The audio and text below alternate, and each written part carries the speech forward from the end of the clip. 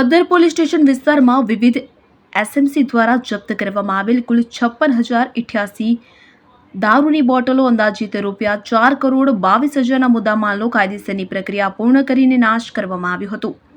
ભુજ પ્રાંત અધિકારી ડોક્ટર અનિલ યાદવ, નશાબંધી વિભાગના અધિકારી એસપી મારુ તેમજ પોલીસ વિભાગના ડીવાયએસપી ડોક્ટર વિશ્વાસ શાહની હાજરીમાં જરૂરી કાર્યવાહી બાદ પદ્ધર પોલીસ સ્ટેશન પાછળના વિસ્તારમાં રોલર ફેરવી જપ્ત કરવામાં આવેલ દારૂનો નાશ કરવામાં આવ્યો હતો।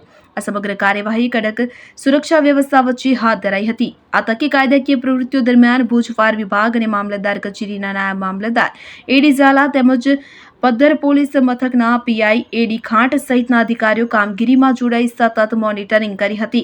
અત્રે ઉલ્લેખનીય છે કે ગત 20 ફેબ્રુઆરીએ ગાંધીનગરથી સ્ટેટ મોનિટરિંગ સેલે આ હાઈ પ્રોફાઇલ કાર્યવાહી કરી 4 કરોડના મુદ્દામાલ સાથે 2 આરોપીઓને ઝડપી પાડી 23 આરોપીઓને વોન્ટેડ જાહેર કર્યા હતા। ત્યારબાદ કચ્છ મોરબીના આઈજી ચિરાગ કોરડિયાએ તાત્કાલિક કાર્યવાહી કરી હતી કે જેમાં પદ્ધર પોલીસ મથકના પીઆઈ એજી પરમાર અને પીએસઆઈ વાયએસ ઝાલા સહિત 3 પોલીસ કર્મચારીઓને સસ્પેન્ડ કર્યા હતા। આજ રોજ અહીંયા પદ્ધર પોલીસ સ્ટેશનની પાછળના સરકારી પડતર જમીનનું મેદાન છે, ત્યાં કુલ 2 પોલીસ સ્ટેશન, માધાપર પોલીસ સ્ટેશનનો 1 ગુનો અને પદ્ધર પોલીસ સ્ટેશનના 6 ગુના, એમ કુલ 7 ગુનાઓમાં જે તે સમયે પકડાયેલી 56,000 બોટલ અને આશરે 4 કરોડ રૂપિયાના દારૂનો નાશ આજે કરવામાં આવ્યો।